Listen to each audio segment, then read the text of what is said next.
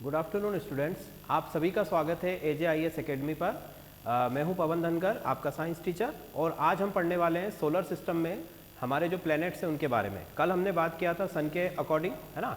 सन की सारी डिटेल आपको मैंने दी थी कि सूर्य में क्या क्या चीज़ें होती है ना, किस तरह की क्रियाएँ होती है, आकार क्या है, सारी चीज़ें हमने कल बात कर ली थी। ठीक है, आज हम हमारे जो प्लैनेट्स है, जो हमारा सोलर सिस्टम है जिसमें हम 8 प्लैनेट रखते हैं, है ना।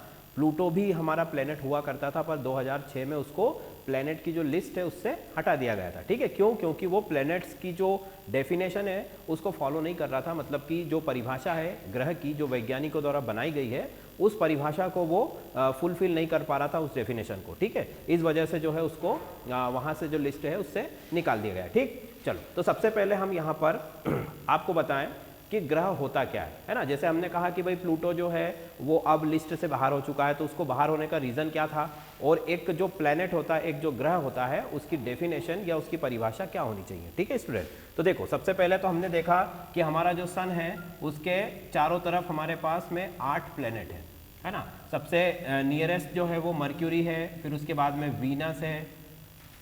स्टूडेंट्स, ये किसी का बैकग्राउंड साउंड आ रहा है, उसको प्लीज़ थोड़ा बंद करिए आप। ओके, ठीक है, तो ये हमारा मर्क्यूरी, फिर आ गया हमारा वीनस, देन उसके बाद में हमारा अर्थ। आपका मीडियम कौन सा है? ठीक है, तो मर्क्यूरी को हिंदी में बोला जाता है बुध ग्रह, वीनस को बोला जाता है शुक्र। आपको व्यू उधर से आ रहा है? नहीं तो इधर आ जाइए। ठीक है, बुध शुक्र, उसके बाद में हमारी पृथ्वी। ठीक है, पृथ्वी के बाद जो है एस्टेरॉइड बेल्ट आती है, मतलब कि उपग्रह, जो हमारे जिसको हम बोलना चाहिए हिंदी में उसे क्या बोला जाता है कि जो धूमकेतु वगैरह होते हैं। ठीक है, आकाश से जो पत्थर के टुकड़े, उल्का पिंड जिसको हम बोल सकते हैं, जो उल्का पिंड धरती पर गिरते रहते हैं, उन उल्का पिंड का एक पूरा ग्रुप है, एक पूरी बेल्ट है ना। जैसे हम बेल्ट लगाते हैं कमर में, उस तरीके का बेल्ट है। ये पूरा सन के चारों तरफ है ना, इस तरीके से ये पूरा इस तरीके से सन को पूरा घेरे हुए है, और बहुत बड़े एरिया में जो है ये पूरा बेल्ट जो है फैला हुआ है, और इसमें अनगिनत, मतलब कि करोड़ों की संख्या में, अरबों की संख्या में यहाँ पर जो है एस्टेरॉइड्स यहाँ पर है, और जो कंटिन्यूसली सन के चारों तरफ घूमते रहते हैं। ठीक, अब हुआ क्या था कि जब यूनिवर्स शुरू में बन रहा था, सोलर सिस्टम बन रहा था, तो वहाँ पर ये जो मलबा है ना, एस्टेरॉइड्स का, जो उल्का पिंडों का जो ये जो आपका मलबा है, इसमें ये आपस में मिलकर ये भी एक प्लेनेट बनाने वाले थे, क्योंकि सारा जो प्लेनेट है वो इसी तरीके से बने हुए हैं, छोटे छोटे टुकड़े ग्रेविटी के थ्रू, गुरुत्वाकर्षण के कारण आपस में जुड़ते गए और फिर प्लेनेट बना लिया। तो ये जो एस्टेरॉइड बेल्ट है ये भी आपस में जुड़कर और प्लेनेट का निर्माण कर सकते थे, पर ये प्लेनेट का निर्माण नहीं कर पाए। क्यों? क्योंकि यहाँ पर जो है इनके पास में एक दूसरा ग्रह है। एक तो यहाँ पर तो मार्स आ जाएगा हमारा, है ना, मार्स मतलब कि मंगल, और फिर इसके बाद जो बड़ा ग्रह है हमारा जुपिटर।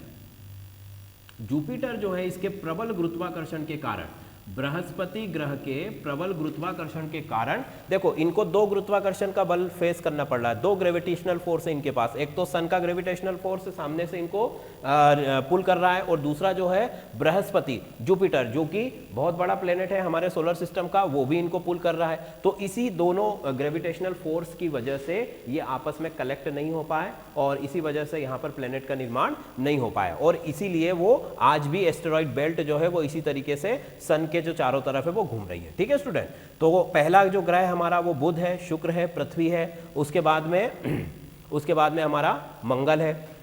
सॉरी, एक सेकेंड, है ना, मंगल ग्रह के बाद है ये बेल्ट, है ना, थोड़ा सा यहाँ पर मंगल ग्रह के बाद ये बेल्ट आता है। ठीक है, ये मार्स पहले आता है, देन उसके बाद जो है बेल्ट आता है, फिर जुपिटर। जुपिटर के बाद जो हमारा प्लेनेट है, जुपिटर के बाद सैटर्न आता है, मतलब कि शनि ग्रह है। ठीक है, यहाँ पर थोड़ी सी जगह कम है तो मैं नीचे बना रहा हूँ। शनि ग्रह है सैटर्न। सैटर्न की पहचान क्या है कि उसके चारों तरफ क्या है, रिंग है, वलय है। ये सैटर्न हो गया, शनि ग्रह हो गया। ठीक, फिर इसके बाद में यूरेनस आ गया। यूरेनस को हिंदी में, हाँ कोई कुछ बोल रहा है क्या भाई? तो हिंदी में बोला जाता है अरुण ग्रह। भाई बचपन से हम पढ़ते आ रहे हैं ना कि शनि, अरुण, वरुण और यम मतलब कि प्लूटो, और प्लूटो जो है अब प्लेनेट नहीं है, तो इसलिए यूरेनस के बाद है हमारा नेपच्यून। ठीक है, ये हो गया नेपच्यून। नेपच्यून का मतलब है वरुण। ये आपके 8 प्लेनेट है, 8 ग्रह है जो कि हमारे सोलर सिस्टम में है। ठीक है, पहले 4 प्लेनेट और बाद के 4 प्लेनेट। अब देखेंगे स्टूडेंट्स यहाँ पर हम कि जो पहले 4 प्लेनेट्स है जो कि सन के थोड़े से पास में है, करीब में है, उनको बोला जाता है इनर प्लैनेट्स। कौन से प्लैनेट्स है ये? इनर प्लैनेट्स, है ना। इनर प्लैनेट का मतलब होता है, इनर प्लैनेट मतलब ये आंतरिक ग्रह है ना, आंतरिक ग्रह। आंतरिक ग्रह मतलब कि सूर्य से इनकी जो दूरी है वो उन दूसरे ग्रहों की तुलना में कम है। वैसे तो इनकी भी दूरी सूर्य से बहुत ज्यादा है, बट दूसरे ग्रहों की तुलना में जो है इनकी दूरी बहुत ही कम है। ठीक, इसके बाद के जो जितने प्लेनेट है, एस्टेरॉइड बेल्ट के बाहर के जो प्लेनेट है उनको बोला जाता है आउटर प्लेनेट। ठीक है, आउटर प्लेनेट, आउटर प्लेनेट, या हिंदी में अगर इसे हम कहें तो हिंदी में कह सकते हैं बाह्य ग्रह, है ना। बाहर की तरफ जो ग्रह हैं उन्हें हम बाह्य ग्रह कहेंगे। ठीक, तो अब आंतरिक ग्रह और बाह्य ग्रह में सबसे ज्यादा जो डिफरेंस है, जो अंतर है, वो क्या क्या है वो मैं आपको एक बार बता देता हूं। देखो, सूर्य के पास में जितने भी प्लैनेट्स हैं उन पर ऑब्वियसली टेम्परेचर क्या होगा? ज्यादा रहेगा, तापमान जो है ज्यादा रहेगा। ठीक, दूसरी चीज, सूर्य के पास में अगर है तो इनका जो रिवॉल्यूशन पीरियड है, सूर्य के चारों तरफ जो परिक्रमा करते हैं वो समय कम हो जाएगा। ठीक, दूसरी तरफ अगर आप बाहर जाओगे एस्टेरॉइड बेल्ट के बाहर जहां पर प्लैनेट्स बहुत दूर है, तो वहां पर हम देखेंगे कि यहां पर इनका रिवॉल्यूशन पीरियड बहुत ज्यादा है। अर्थ के कंपैरिजन में इनका रिवॉल्यूशन पीरियड कई वर्षों का होता है। ठीक, दूसरा कि इन पर टेम्परेचर जो है धीरे धीरे क्या होने लगेगा? कम होने लगेगा। जैसे जुपिटर पर जो है लिक्विड हाइड्रोजन मिलेगी आपको, हमारी धरती पर जो हाइड्रोजन मिलती है वो किस फॉर्म में है? गैस फॉर्म में है ना। बट यहाँ पर आप जाओगे तो लिक्विड हाइड्रोजन मतलब टेम्परेचर कम होता जा रहा है।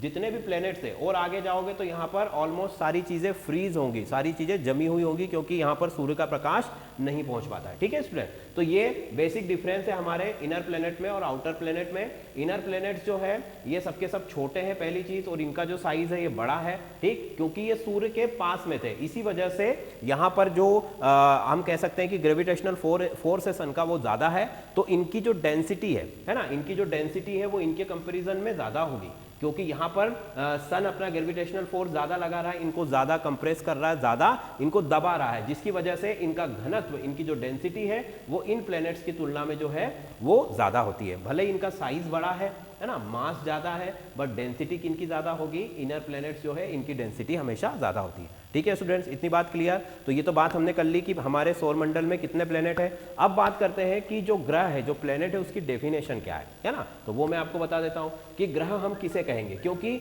अंतरिक्ष में तो सैकड़ों अरबों इस तरीके के छोटे छोटे पिंड भी है ना, कुछ मीडियम रेंज के भी हैं, कुछ बहुत बड़े भी हैं। तो क्या सभी को हम ग्रह कहते हैं? नहीं कहते हैं। ठीक है, तो ग्रह किसे कहते हैं? तो ग्रह के लिए कुछ वैज्ञानिकों ने कुछ बैठ करके अपनी मीटिंग करके और कुछ पॉइंट्स या हम कहें कि एक डेफिनेशन बना के रखी है। ठीक है, तो उनके अनुसार ग्रह किसको कहेंगे? सबसे पहली चीज तो जो प्लेनेट है ना, वो सन के चारों तरफ घूमना चाहिए इस तरीके से, अपने तारे की तरफ, है ना। मतलब ये हमारा सोलर सिस्टम का जो तारा है वो कौन है? सन है।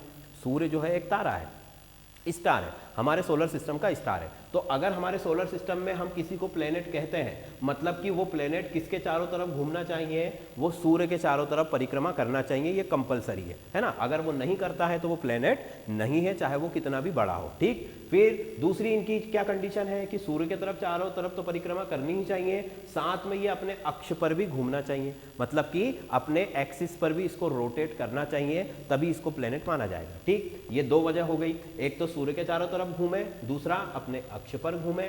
तीसरी बात ये क्या कह सकते हैं कि तीसरी बात कह सकते हैं कि इन ग्रहों के अंदर स्वयं का प्रकाश नहीं होना चाहिए, मतलब कि इनका जो लाइट है ये सन के अपने जो तारा है उसके लाइट पर डिपेंड होना चाहिए। अगर इनके अंदर से ही कोई लाइट जनरेशन हो रहा है ना, प्रकाश उत्पन्न हो रहा है, तो मतलब वो ग्रह नहीं है, वो फिर अंतरिक्ष की कोई दूसरा ऑब्जेक्ट है, अंतरिक्ष की कोई दूसरी वस्तु है। अगर वो ग्रह है तो उसके अंदर प्रकाश, स्वयं का प्रकाश नहीं होना चाहिए। ठीक है, फिर तीसरी बात देखो, नेक्स्ट जो है हमारी कि ये जब परिक्रमा करते हैं, है ना, इस तरीके से जब ये रिवॉल्व करते हैं, तो रिवॉल्व करते समय ये किसी दूसरे ग्रह की कक्षा को काटना नहीं चाहिए।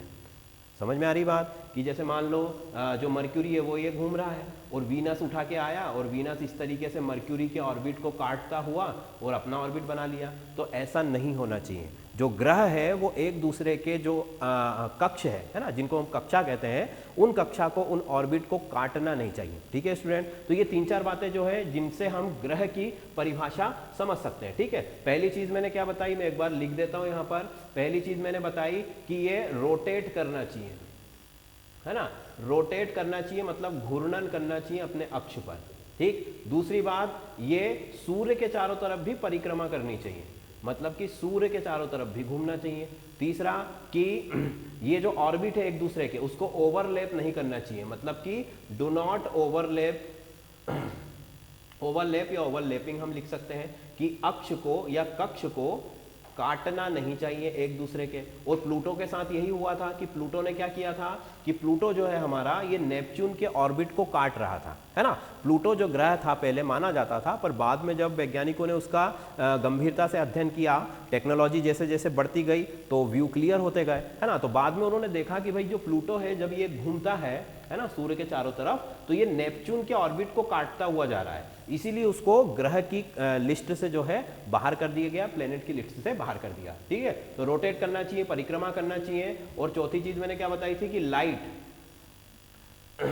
लाइट जो है इसका, ये स्वयं का लाइट नहीं होना चाहिए, मतलब कि इसके पास अपना खुद का प्रकाश नहीं होना चाहिए। ये अपने तारे के जो लाइट है, इसके तारे का जो प्रकाश है उसी से प्रकाशित होना चाहिए। ये ग्रह की परिभाषा है। अगर कोई भी ऑब्जेक्ट अंतरिक्ष का, ठीक है, अगर इन रूल्स को फॉलो करता है तो वो प्लेनेट है। अच्छा, एक और चीज बता दें कि ये पांचवा अगर हम बोले तो इसमें एक चीज और जोड़ी जा सकती है, ठीक है, कि इसका जो साइज है वो एटलीस्ट मेजरेबल होना चाहिए, मतलब कि ये इतना ज़्यादा छोटा भी ना हो, ठीक है, और ना ही इतना ज़्यादा हम जिसको अगर बहुत ज़्यादा छोटा हो जाएगा तो उसको क्षुद्र ग्रह कहेंगे, और अगर उससे भी छोटा हो जाएगा तो फिर हम उसको क्या कहेंगे कि वो एस्टेरॉइड है। तो इसका जो आकार है वो पर्याप्त होना चाहिए, मतलब कि ना तो वो बहुत ज़्यादा ये छोटा हो, ठीक है, ना ही ये क्षुद्र ग्रह की श्रेणी में आता हो, ना ही ये एस्टेरॉइड की श्रेणी में आता हो। तो ग्रह इसको तभी कहेंगे तब इसका पर्याप्त आकार होगा। ठीक है, अब दूसरी चीज़ कि एक और चीज़, जैसे जैसे इसका आकार अगर हमने फिक्स कर दिया या एक इसने इनफ साइज जो है रिटेन कर लिया तो इसकी ग्रेविटेशनल फोर्स भी जनरेट होगी, मतलब कि ग्रह जो है उसका स्वयं का गुरुत्वाकर्षण का बल होना चाहिए, और गुरुत्वाकर्षण का बल तभी उत्पन्न होगा जब उसमें मास होगा, द्रव्यमान होगा, है ना, तभी गुरुत्वाकर्षण का बल उत्पन्न होगा। तो इन सब अगर कंडीशंस को कोई ऑब्जेक्ट फॉलो करता है तो देन हम कह सकते हैं कि वो क्या है, वो प्लेनेट है। ठीक है, अब स्टूडेंट देखिए गैलेक्सी में बहुत सारे सन है ना, मतलब कि तारे हैं, और उन हर तारों के चारों तरफ प्लैनेट्स जो है रिवॉल्व कर रहे हैं, घूम रहे हैं। ठीक है, और इसी तरीके से जो है हम उनकी जो डेफिनेशंस है उसको गैलेक्सी में अगर जाते हैं तब भी वहां पर यही डेफिनेशन फॉलो होगी, हमारे सोलर सिस्टम की बात करें तो भी हम उसको यही डेफिनेशन बोलेंगे। ठीक है, तो ये हो गई ग्रह की परिभाषा। ठीक है स्टूडेंट्स, अब हम स्टार्ट करते हैं एक एक ग्रह से कि कौन से ग्रह में क्या क्या जानकारी है और कौन सा ग्रह कितना बड़ा होता है, और उसके संबंध में इंपॉर्टेंट जो फैक्ट्स हैं, जो जानकारी है, वो मैं आपको देता हूं वन बाय वन। ठीक है, तो सबसे पहले तो हमारा सूर्य है। सूर्य से सबसे निकट का जो ग्रह है, सूर्य से ये मैंने बनाया सूर्य, ठीक है, ये सूर्य हमारा सन है। अब सन से सबसे नियरेस्ट जो प्लेनेट है वो है हमारा मर्क्यूरी। ठीक है, ये लिखा मैंने मर्क्यूरी।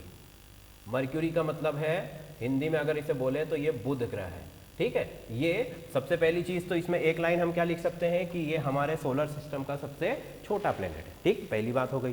फिर दूसरा अगर हम देखें तो सूर्य से जो इसकी दूरी है ना, सूर्य से अगर इसकी दूरी हम देखें तो लगभग ये होती है 58 मिलियन ईयर्स, है ना, 58 मिलियन ईयर्स, मतलब कि 58 मिलियन, मिलियन का मतलब 1 मिलियन मतलब 10 लाख होता है। ठीक है, तो 58 मिलियन ईयर्स जो है इसकी ईयर नहीं सॉरी किलोमीटर इसकी जो है सूर्य से दूरी है। ठीक, मतलब कि नियरेस्ट है ये।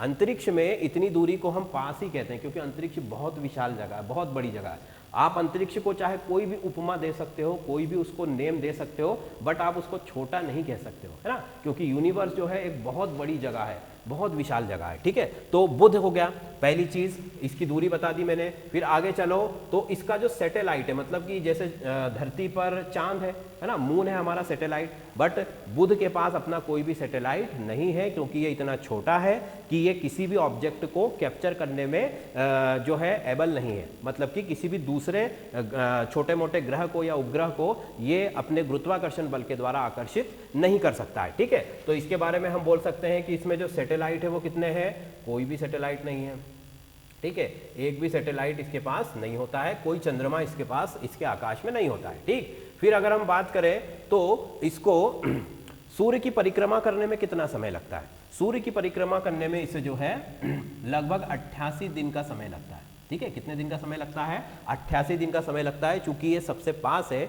जैसे धरती को परिक्रमा करने में 365 दिन लगते हैं लगभग, है ना, तो 365 डेज जो है अर्थ है। अब देखो यहाँ पर हम जितनी भी बात कर रहे हैं वो अर्थ के रिस्पेक्ट में कर रहे हैं। जैसे हमने कहा कि भाई 88 दिन का समय, हम बात यहाँ पर करेंगे वो सब किसके रिस्पेक्ट में करेंगे, अर्थ के रिस्पेक्ट में करेंगे, क्योंकि हम अर्थ पर रहते हैं। जो भी काउंटिंग हम कर रहे हैं, अर्थ पर एक दिन कितने घंटे का होता है, 24 घंटे का, बट मास पर या जो बुध है, ठीक है, इसका जो दिन है वो अर्थ से डिफरेंट होगा, अलग होगा। अब इसका जो रोटेशन पीरियड हम बता रहे हैं, ये 88 दिन जो हम बता रहे हैं, ये दिन हम किसके हिसाब से बता रहे हैं, अर्थ के हिसाब से। हर ग्रह पर दिन रात अलग अलग होते हैं, हर ग्रह का साल अलग होता है, वहाँ पर टाइम का जो स्पीड है वो भी अलग होता है। जितना ग्रह बड़ा होता जाता है वहाँ पर टाइम का जो स्पीड है वो उन सभी में वेरिएशन आने लगता है, ठीक है। तो हम जो भी बात कर रहे हैं वो अर्थ के रिस्पेक्ट में कर रहे हैं, ठीक। आगे चलो तो यहाँ पर अगर हम बात करें मर्क्यूरी में, तो मर्क्यूरी को सबसे स्पेशल जो चीज बनाती है वो होता है कि इसमें दिन और रात के तापमान में बहुत ज्यादा अंतर पाया जाता है, ठीक है। मतलब कि दिन में अगर हम देखें तो यहाँ पर तापमान लगभग 400 के आसपास पहुंच जाता है, 427-28 डिग्री या 430 डिग्री के आसपास यहाँ पर तापमान पहुंच जाता है। कब, दिन में, है ना, इन द डे टाइम। और अगर रात की बात करें, है ना, रात की बात करें तो क्या होगा, रात में यही तापमान जो है माइनस चला जाता है 170 से लेकर के 175 डिग्री सेंटीग्रेड के आसपास, है ना, नाइट के समय में, रात के समय में। मतलब कि अब देखो इतना पास होने के बाद भी यहाँ पर टेम्परेचर माइनस में जा रहा है, ऐसा क्यों। चलो तो आगे चलते हैं कि यहाँ पर दिन और रात का जो ताप है उसमें बहुत ज्यादा अंतर क्यों पाया जाता है ना। अर्थ जो है सन से उसके रिस्पेक्ट में बहुत दूर है ना, बट फिर भी यहाँ पर दिन और रात में इतना डिफरेंस नहीं है भाई। जैसे आज ही की बात करो तो आज दिन का तापमान मान लो 22-23 डिग्री है, तो रात में वो ज़्यादा से ज़्यादा कितना होगा, 15-16 डिग्री, तो 4-5 डिग्री का अंतर आता है। या बहुत ही ज़्यादा ठंड पड़ती है तब थोड़ा और अंतर आ सकता है, बट ऐसा तो है ही नहीं कि 50 डिग्री का अंतर आ गया। ये 50 डिग्री या 25-30 डिग्री का अंतर भी जो है रेगिस्तान की जगह पर आता है, जो डेजर्ट होता है, यहाँ पर कोई पेड़ पौधे नहीं होते हैं, है ना, वायुमंडल बहुत ज़्यादा वहाँ पर डाइल्यूट होता है, विरल होता है, जिसकी वजह से वहाँ पर दिन और रात के तापमान में अंतर होता है। तो अब बुध में जो है सूर्य से इतने पास होने के बाद भी इतना अंतर क्यों आता है, क्योंकि वहाँ पर कोई भी एटमॉस्फेयर नहीं है, है ना, एटमॉस्फेयर जो है वहाँ पर नहीं है, वातावरण या वायुमंडल जिसको हम कहें, वायुमंडल उपस्थित नहीं है। कहां पर, बुध के ऊपर, ठीक है। जो भी इनर प्लैनेट्स की हम बात कर रहे हैं यहाँ पर एटमॉस्फेयर नहीं होगा, ठीक है, और अगर होगा तो उसमें भी केवल हार्मफुल गैसेस होंगी, बट बुध की अगर बात करें तो यहाँ पर एटमॉस्फेयर नहीं है, जिसकी वजह से क्या होता है, सूरज की गर्मी से ये दिन में तो बहुत तप जाता है, गर्म हो जाता है, और जैसे ही रात होती है, मतलब कि वो वाला जो पोर्शन है घूमकर सूरज के पीछे जाता है ना, इस तरफ, तो क्या होता है, वही ऊष्मा जो है विकिरण के रूप में बाहर निकलने लगती है। अब हमारी अर्थ पर तो क्या होता है, जैसे ये अर्थ है, ये उसका वायुमंडल है, जैसे ही सूरज ने इसको गर्म किया, अब अर्थ से भी एनर्जी बाहर निकलती है इस तरीके से, बट हमारा जो वायुमंडल है उसमें प्रेजेंट जो गैसेस हैं वो उस एनर्जी को ट्रैप कर लेती है, मतलब कि उसको कैद कर लेती है, उसको बाहर जाने नहीं देती है अंतरिक्ष में। इसी वजह से हमारा जो ग्रह है वो गर्म बना रहता है, बट यहाँ पर तो कोई वायुमंडल है ही नहीं, मतलब जितनी तेजी से ये गर्म होता है उतनी ही तेजी से ये ठंडा हो जाता है, और इसी वजह से बहुत ज़्यादा तापांतर होता है, ठीक। बट यहाँ पर भी एक ऐसी जगह है जहाँ पर तापांतर जो है बहुत कम होता है, या आगे वाले जो 2-3 प्लेनेट है वहाँ पर ताप में अंतर जो है वो कम होता है। कैसे होता है, इधर देखो, यहाँ पर सबको दिखाई दे रहा है, जैसे मान लो ये इसका एक्सिस है, किसका, बुध का, मर्क्यूरी का, है ना।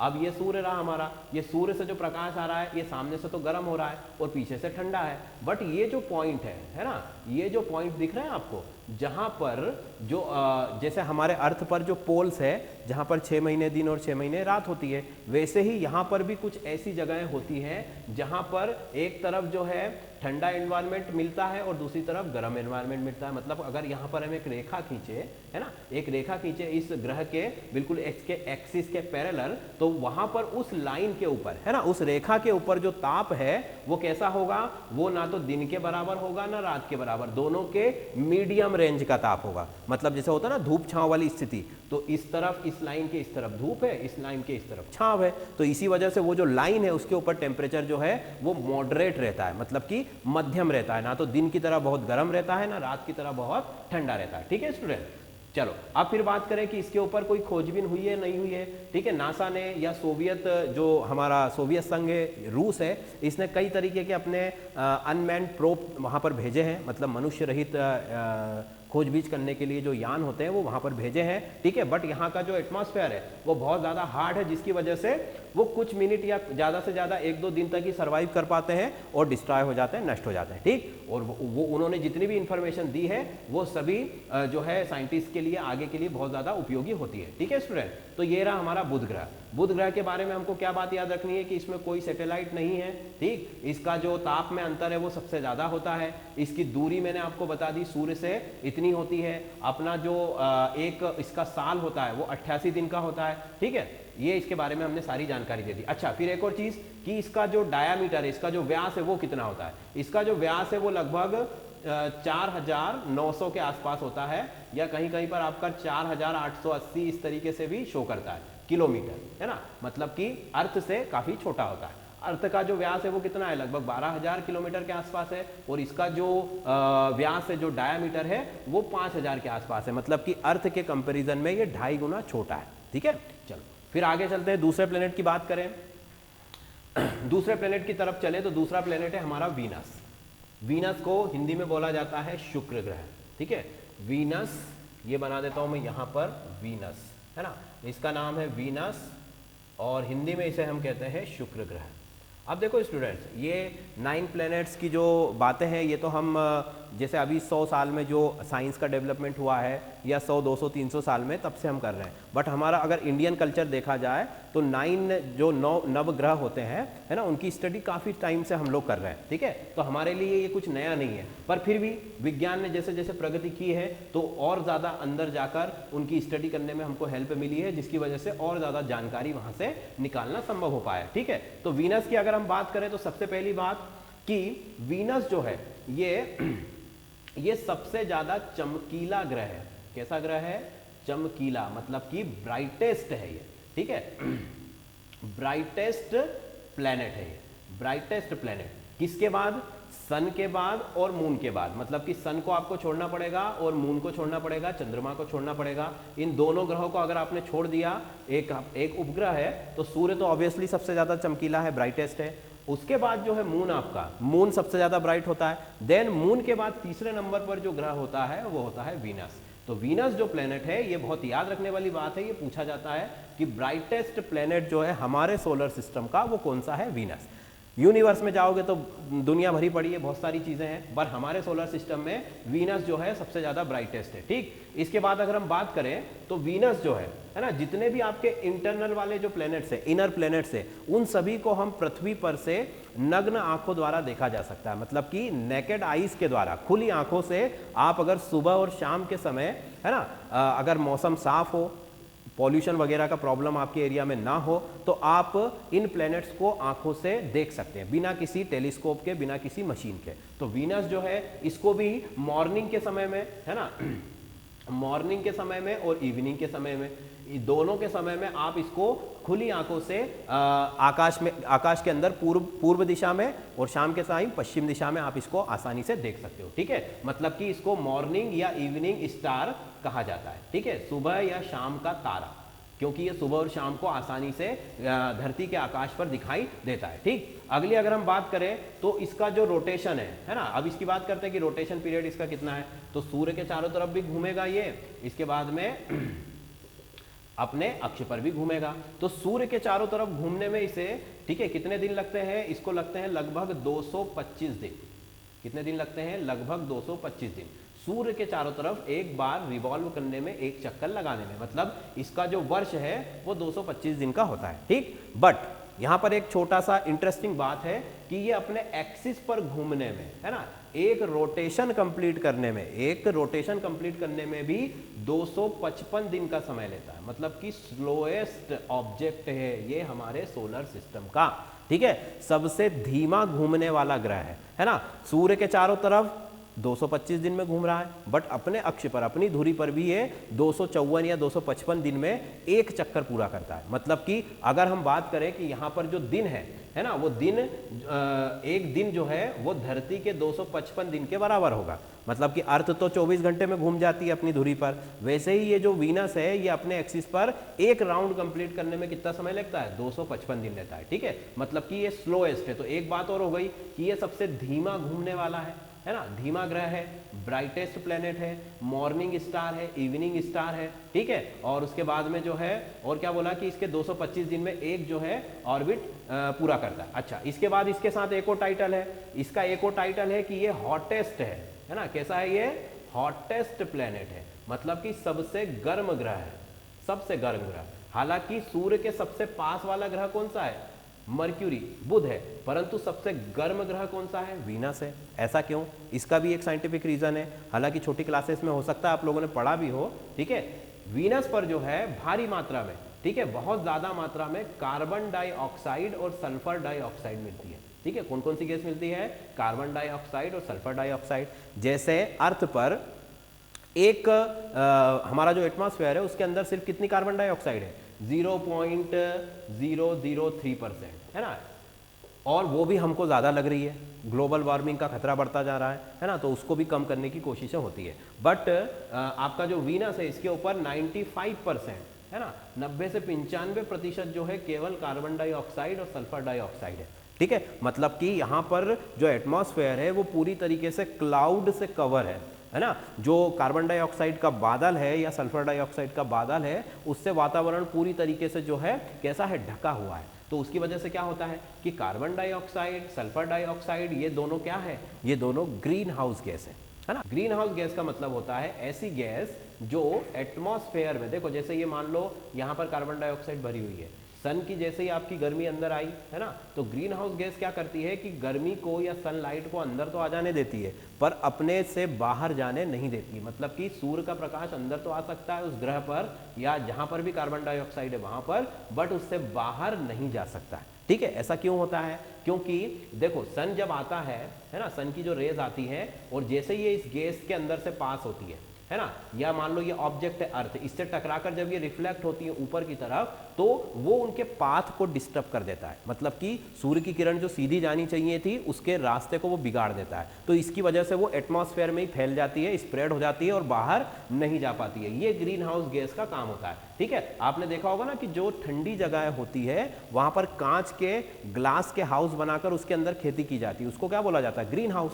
और वो हाउस भी क्या करते हैं? उन हाउस का भी यही काम होता है कि वहां चूंकि बहुत ठंड होती है तो सन की रेस को वो अंदर आने देता है, बट ग्लास जो है उस रेस को बाहर जाने नहीं देता, जिसकी वजह से वो ग्रीन हाउस गर्म रहता है। तो वही कंडीशन यहाँ पर है कि जो कार्बन डाइऑक्साइड है इतनी सारी मात्रा में यहाँ पर, ये सूर्य के प्रकाश को अंदर तो आ जाने देती है पर बाहर जाने नहीं देती है, जिसकी वजह से वीनस जो है बहुत ज्यादा गर्म हो जाता है और इसी वजह से ये कैसा है? हॉटेस्ट प्लेनेट है। बिल्कुल आप कह सकते हो कि बहुत ज़्यादा गर्म जगह है, यहाँ पर आपको खड़े रहने के लिए जगह भी नहीं मिलेगी, पूरा गैसियस इन्वायरमेंट है। मतलब कि पूरा का पूरा आप कह सकते हो कि पिघली हुई चीज़ें हैं, यहाँ पर बहुत ज़्यादा तापमान होता है, ठीक है स्टूडेंट। तो वीनस के बारे में बहुत सारी इंपॉर्टेंट बातें मैंने बताई आपको। सबसे चमकीला ग्रह है ना, सबसे धीमा ग्रह है, सबसे हॉटेस्ट, ये तीन चीज़ें ऐसी है जो इसको स्पेशल बनाती है दूसरे सारे प्लेनेट से, ठीक है स्टूडेंट। चलिए तो फिर आगे चलते हैं। अच्छा, एक और चीज़ है कि एक और इसमें खास बात है कि ये उल्टा घूमता है। मतलब जैसे कि जो हमारा अर्थ है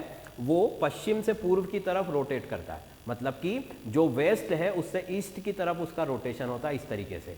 इसीलिए हमारे यहाँ पर सूर्य जो है वो पूर्व दिशा से उगता है ना। बट यहाँ पर जो सूर्य है वो कहाँ, किस दिशा से उगता हुआ दिखाई देगा, राइज होता हुआ पश्चिम दिशा से, क्योंकि इसका जो रोटेशन है वो कैसा है, पूरब से पश्चिम की ओर, है ना। मतलब कि ईस्ट से वेस्ट की तरफ इसका रोटेशन होता है, ठीक है। तो इसी वजह से यहाँ पर जो सूर्य उदय होगा, सनराइज होगा, वो किस दिशा से दिखता हुआ प्रतीत होगा, वो दिखाई देगा पश्चिम दिशा से, है ना। तो ये इसमें एक और स्पेशल बात हो गई। तो स्टूडेंट्स ये हो गया वीनस। अब आगे चले, अगला जो ग्रह है हमारा वो है अर्थ, है ना। अर्थ के बारे में तो हम डिटेल में बातें कर ही चुके हैं, तो वो तो हमारा ही प्लेनेट है, उसके बारे में हमें काफ़ी कुछ जानकारी है। सूर्य से दूरी जो है 15 करोड़ किलोमीटर है ना। उसके बाद में व्यास जो है 12,000 किलोमीटर के आसपास है। अर्थ को नीला ग्रह कहते हैं, मतलब कि उस पर पानी है जिसकी वजह से उसका कलर कैसा दिखाई देता है, नीला दिखाई देता है। सौर मंडल में एक अनोखा ग्रह है क्योंकि इस पर जीवन संभव है, ठीक है। और भी बहुत सारी बातें जो हमने अर्थ के स्ट्रक्चर में डिटेल में पढ़ी है, ठीक है। तो अर्थ पर हमें ज़्यादा बात करने की ज़रूरत नहीं है, हम डायरेक्ट जंप करते हैं अब कहाँ पर, मार्स के ऊपर, है ना। तो मार्स जो है नेक्स्ट प्लेनेट है हमारा, मार्स। मार्स, है ना, हिंदी में इसे बोला जाता है मंगल ग्रह। इसका एक और नाम है लाल ग्रह, है ना। ये दूर से देखने पर, अच्छा, इसको भी जो है हम नंगी आंखों से देख सकते हैं, मतलब कि नेकेड आइज के द्वारा आकाश में, अगर स्वच्छ आकाश हो, आपका क्लियर एनवायरनमेंट है, पूरा एटमॉस्फेयर, तो आप इसको भी देख सकते हो, ठीक है। अब देखो, इनको देखना इतना आसान नहीं होता है, जो इनको पहचानता है वही इनको देख सकता है, अदरवाइज तो स्पेस में कई सारी चीज़ें हैं, है ना। तो जो लोग ध्यान से अगर इसको देखें या इसको पहचानने की उनमें आइडेंटिटी को आइडेंटिफाई करने की उनमें कैपेबिलिटी है, तो वो उसको देख सकते हैं, ठीक है। और जैसे जैसे इसके बाद जो हमारा बृहस्पति है उसको भी हम पृथ्वी से आसानी से देख सकते हैं। क्यों? क्योंकि ये तो बहुत बड़ा ऑब्जेक्ट है और जिसकी वजह से ये आसानी से दिखाई दे जाता है। बट इसके बाद के जो प्लेनेट है उनको आंखों से देख पाना उतना संभव नहीं होता है, इनके लिए फिर हमें टेलीस्कोप वगैरह कुछ मशीनरी का यूज़ करना पड़ेगा, ठीक है। चलो, तो मार्स की बात करें तो मार्स जो है वो लाल ग्रह है ना। लाल ग्रह क्यों है? क्योंकि उसके ऊपर आयरन ऑक्साइड मतलब FeO, है ना। ये मैं लिख देता हूं, आयरन ऑक्साइड की डस्ट है। आयरन ऑक्साइड की क्या है? डस्ट है, मतलब कि धूल है। जैसे हमारे यहाँ धूल होती है, धूल मिट्टी, वैसे ही वहाँ पर जो धूल उड़ती है वो धूल किस केमिकल की है? वो धूल है आयरन ऑक्साइड की। और आयरन ऑक्साइड का जो कलर होता है वो रेडिश होता है, मतलब हल्के लाल रंग का होता है, जिसकी वजह से पूरे एनवायरनमेंट में रेड कलर आपको दूर से दिखाई देता है, ठीक है। इसीलिए उसको हम लाल ग्रह या मंगल ग्रह कहते हैं, ठीक। अब देखो, इसमें पृथ्वी की अगर इसको अर्थ से कंपेयर किया जाए, मान लो ये अर्थ है, अर्थ से अगर इसको कंपेयर किया जाए तो इसमें बहुत सारी सिमिलरिटीज हैं, बहुत सारी समानताएं हैं। इसीलिए इसको हम कह सकते हैं कि ये अर्थ की जो है ट्विन्स है, अर्थ का जुड़वा ग्रह है ना। कैसे? क्योंकि एक तो इसका आकार जो है वो लगभग अर्थ के बराबर है, थोड़ा सा छोटा है बट अर्थ के इक्वल हम इसको मान सकते हैं, ठीक है। मतलब कि देखो, आकार से क्या फर्क पड़ेगा। अगर मान लो जुपिटर है, वहाँ पर पानी मिल जाए हमें, है ना, बहुत ज़्यादा, फिर दूसरा हमें वहाँ पर पेड़ पौधे भी मिल जाए, मिट्टी भी मिल जाए, सब कुछ मिल जाए, फिर भी वहाँ पर जीवन का होना संभव नहीं है। क्यों? क्योंकि जुपिटर जो प्लेनेट है वो बहुत बड़ा प्लेनेट है। अब बड़े आकार का क्या बैड इफेक्ट होगा कि वहाँ की जो ग्रेविटी है ना, वहाँ की जो ग्रेविटी है, गुरुत्वाकर्षण बल है, वो इतना ज़्यादा है कि आप वहाँ पर कोई भी स्पीसीज सर्वाइव नहीं कर सकती। मतलब कि हमारे जो सेल्स है, एटम्स है, उन तक को वो डिस्ट्रॉय कर सकता है, तोड़ सकता है। जैसे मान लो अगर जुपिटर जो है, जुपिटर अर्थ से कितना बड़ा होता है? लगभग 1300 गुना बड़ा है। मतलब कि जुपिटर के ऊपर 1300 पृथ्वियां आ सकती है ना। मतलब कि अगर आपका वजन अर्थ पर 1 किलो है तो जुपिटर पर कितना होगा? 1300 किलो हो जाएगा। मतलब कि बहुत ज़्यादा वेट हो जाएगा, जो कि पॉसिबल जीवन के लिए अनुकूल परिस्थिति नहीं है, ठीक है। तो बाकी सब कुछ मिल भी जाए इसके ऊपर, पर फिर भी इसका जो साइज है, तो देखो लाइफ कैसे ग्रहों पर हो सकती है। साइंटिस्ट जब स्पेस में देखते हैं तो बहुत सारे ग्रह हैं, करोड़ों अरबों तारे हैं, सबके चारों तरफ प्लैनेट्स घूम रहे हैं। तो उनको कैसे पता चलता है कि हमें किसकी स्टडी करना है? तो वो सबसे पहले साइज देखते हैं। जो मीडियम रेंज का प्लैनेट होगा, ज़्यादा छोटा होगा तब भी वो किसी काम का नहीं है, अगर बड़ा होगा तो भी वो किसी काम का नहीं है। मीडियम रेंज का जो प्लैनेट है, जिसकी ग्रेविटी जो है हम उस पर सर्वाइव कर पाएंगे, ठीक है। क्योंकि वो हमारी जो बायोकेमिकल जो इंजीनियरिंग है ना, हमारी बॉडी जो है पूरी, उसको डिस्ट्रॉय नहीं करेगी। अब कोई जीव अगर पहले से वहाँ रह रहा हो, जो उस माहौल के अकॉर्डिंग ढल चुका हो, तो एक बात अलग है, बट अगर हम यहाँ से वहाँ जाते हैं तो हम तो पृथ्वी पर रहते हैं, तो इसलिए हम पृथ्वी जैसे ही किसी ग्रह पर जा सकते हैं। अगर उससे बड़े ग्रह पर जाएंगे तो बहुत ज़्यादा गुरुत्वाकर्षण होगा, छोटे पर जाएंगे तो बहुत कम होगा। जैसे मून पर जो हमारे साइंटिस्ट गए थे वो क्या कर रहे थे, वहाँ पर उनका वजन बहुत कम फील होता है ना, तो यहाँ से 5 गुना कम वजन फील होता है, तो वो भी हमारे लिए अच्छा नहीं है, उससे हमारी जो मसल्स हैं, सेल्स हैं, वो वीक हो जाती है। ठीक है, चलो, तो मास जो है अर्थ की तुलना में बहुत ही सिमिलरिटीज रखता है, बहुत ही समानताएं रखता है। पहली समानता क्या है कि ये लगभग एक ही आकार के है ना। दूसरी समानता कि अर्थ जो है अपने एक्सिस पर 23.5 इस तरीके से कुछ डिग्री पर झुकी हुई है ना, मतलब कि पृथ्वी जो है अपने एक्सिस पर टिल्ड है, अपने अक्ष पर झुकी हुई है, जिसकी वजह से हमारे यहाँ पर जलवायु परिवर्तन होता है। भाई जो 3 मौसम बनते हैं, गर्मी का, बारिश का, सर्दी का, वो किसकी वजह से बनता है, वो पृथ्वी अगर अक्ष पर झुकी हुई नहीं होती तो हमारे यहाँ हमेशा एक ही मौसम रहता है ना, ये झुकी हुई है, इसी वजह से हमारे यहाँ पर मौसम बदलता है। ठीक, तो जो मास है वो भी लगभग 25 डिग्री के आसपास जो है झुका हुआ है, मतलब कि बिल्कुल हमारे अर्थ के कंपेयर में जो है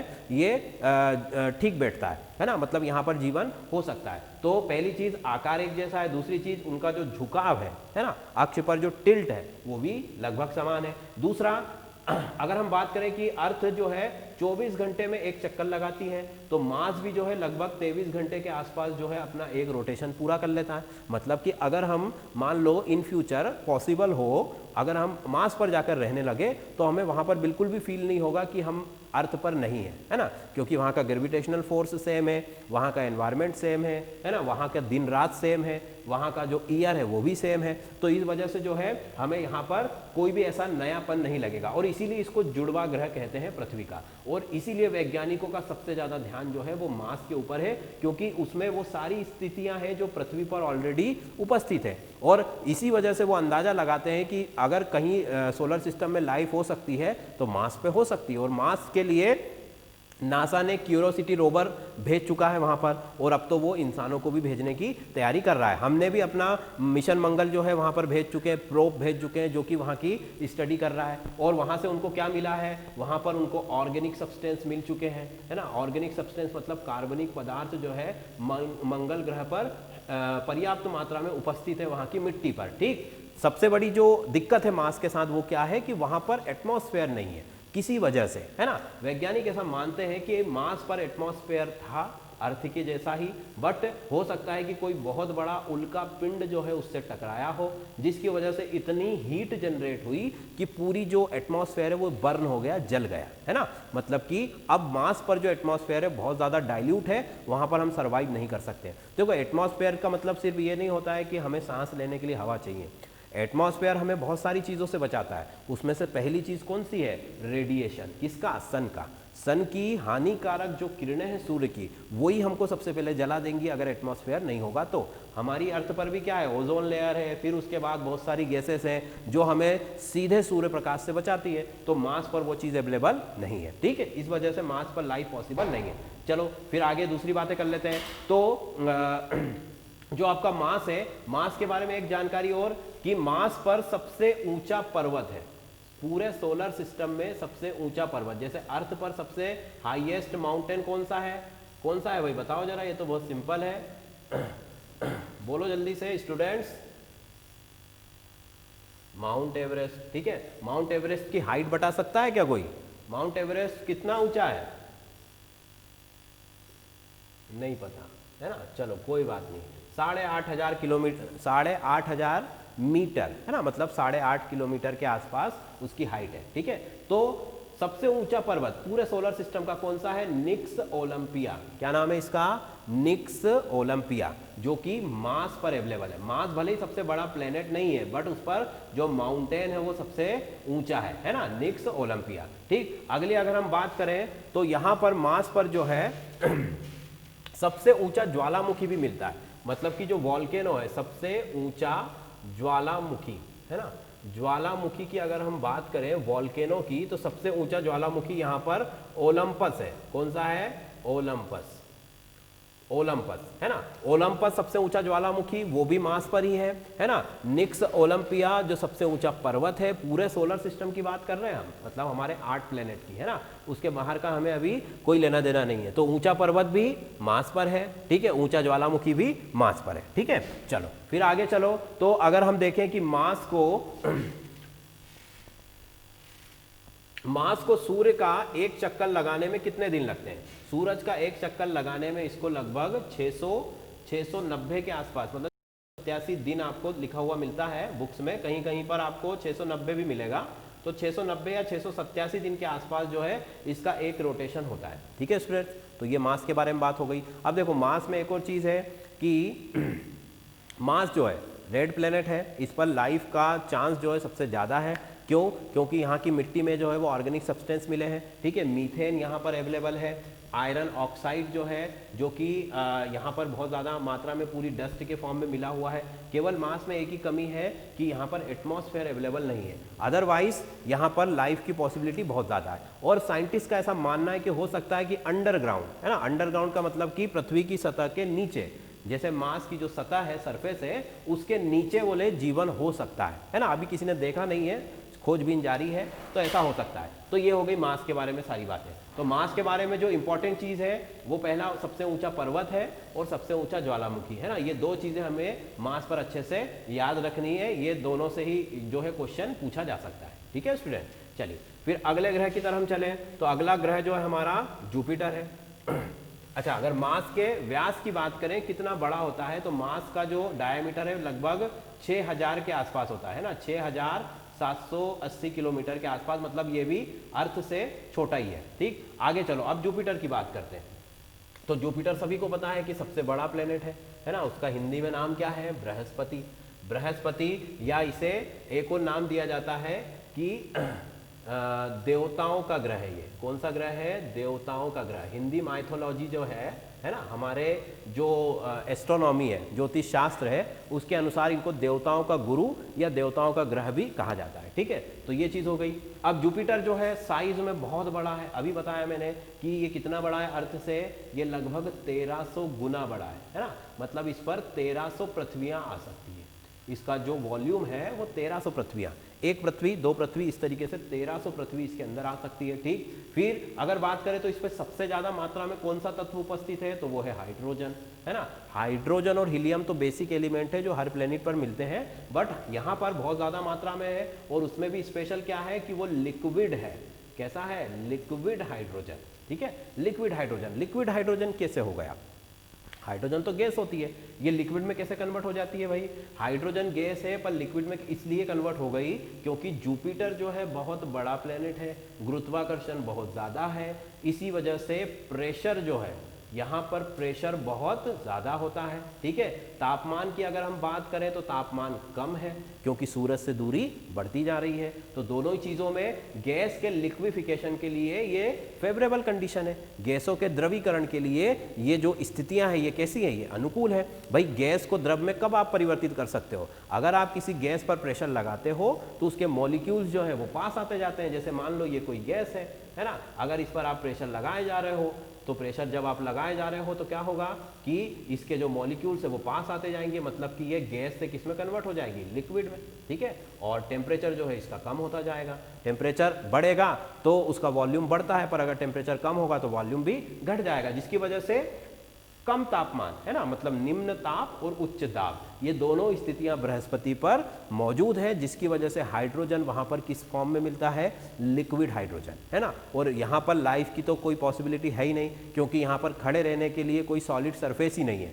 बाद वाले जितने भी हमारे प्लेनेट है ना, वहाँ पर तो आपको सरफेस मिल भी जाएगा, पर जो सबसे आगे वाले हैं 2 प्लेनेट और जो आपका जुपिटर है, यहाँ पर इतने ज़्यादा प्रेशर की वजह से, लिक्विड होने की वजह से यहाँ पर कोई सॉलिड सरफेस नहीं है ना। यहाँ पर जो सरफेस है वो सबके सब कैसा है? लिक्विड है। वहाँ पर हम खड़े भी नहीं रह सकते। जैसे ही वहाँ पर हम कोई प्रोप भेजते हैं तो वो सीधा उसकी गहराइयों में चला जाता है और नष्ट हो जाता है, ठीक है, क्योंकि वहाँ पर कोई सॉलिड सरफेस अवेलेबल नहीं है, ठीक। और अगर हम बात करें तो लार्जेस्ट प्लेनेट है, इसकी अगर दूरी की बात करें, सूर्य से जो इसकी दूरी है, ठीक है, वो लगभग 778 मिलियन किलोमीटर, ठीक है, बहुत ज़्यादा दूरी है, ठीक। अगर हम बात करें ये इसकी अगर हम इस तरीके से, ये कितनी दिन में, है ना, कितने दिन में जो है सूर्य का एक चक्कर लगाता है, तो 12 वर्ष में। कितने दिन में लगाता है? 12 वर्ष में। एक साल जो होता है अर्थ का, उसके हिसाब से अगर चले तो 12 साल लगते हैं बृहस्पति को सूर्य का एक चक्कर लगाने में, ठीक है। लार्जेस्ट है और सबसे ज़्यादा ये फेमस किस चीज़ के लिए है? सबसे ज़्यादा फेमस है इसके सैटेलाइट्स के लिए। आज तक उनकी काउंटिंग ही हो रही है, रोज़ नए नए सैटेलाइट मिल जाते हैं। अभी अगर आप देखो तो 78 से लेकर 79 तक इसके सैटेलाइट है, मतलब चंद्रमा है ना। और इसके कुछ चंद्रमा तो पृथ्वी के बराबर है, मतलब कि हमारी जितनी बड़ी पृथ्वी है उतने बड़े तो इसके चंद्रमा है। तो कहने का मतलब कि बृहस्पति बहुत ही बड़ा है और उसका खुद का ही एक सोलर सिस्टम है। वहाँ पर अगर आप रात के समय आकाश में हम देखते हैं तो वहाँ 75 से 80 चंद्रमा आपको दिखाई देंगे, है ना। देखने में बहुत, सोचने में बहुत सुंदर नज़ारा लगता है, बट बहुत ही डेंजरस कंडीशन है इस प्लेनेट्स की, ठीक। और इसके जो मून्स है ना, एक इसके मून का नाम है यूरोपा। यूरोपा जो मून है, इसके ऊपर लाइफ की पॉसिबिलिटीज को खोजा जा रहा है ना, जीवन की संभावनाओं को तलाशा जा रहा है। क्यों? क्योंकि ये जो यूरोपा है, इसका साइज, इसका शेप जो है वो अर्थ के रिस्पेक्ट में बिल्कुल फेवरेबल है, मतलब कि लाइफ के लिए फेवरेबल है। और इसकी सॉलिड सरफेस है। इसकी सबसे बड़ी चीज़ क्या है? इसकी सरफेस सॉलिड है और उस सरफेस के नीचे पानी मिलने की संभावना है, लिक्विड वाटर। देखो वाटर तो लगभग सारे प्लेनेट पर है, कहीं पर गैस फॉर्म में है जो आगे वाले ग्रह हैं, कहीं पर बर्फ के रूप में जमा हुआ है, पर लिक्विड वाटर चाहिए ना लाइफ के लिए। तो लिक्विड वाटर कहाँ मिलता है? वो यूरोपा पर पाए जाने की संभावना है, ठीक। और जहाँ पर भी लिक्विड वाटर मिलेगा, देखो अर्थ पर तो तीनों ही कंडीशन में मिलता है ना, यही बात अर्थ को स्पेशल बनाती है। यहाँ पर वाटर सॉलिड भी है, यहाँ पर वाटर लिक्विड भी है, यहाँ पर वाटर गैस भी है। बट लिक्विड अगर नहीं होगा तो लाइफ सर्वाइव नहीं कर पाएगी, है ना। तो यूरोपा जो है आपका, जो प्लेनेट मून है किसका? बृहस्पति का। और इस पर भी जो है आपका लाइफ की पॉसिबिलिटी होने की संभावना मतलब बहुत ज्यादा है, ठीक। अगली अगर हम बात करें तो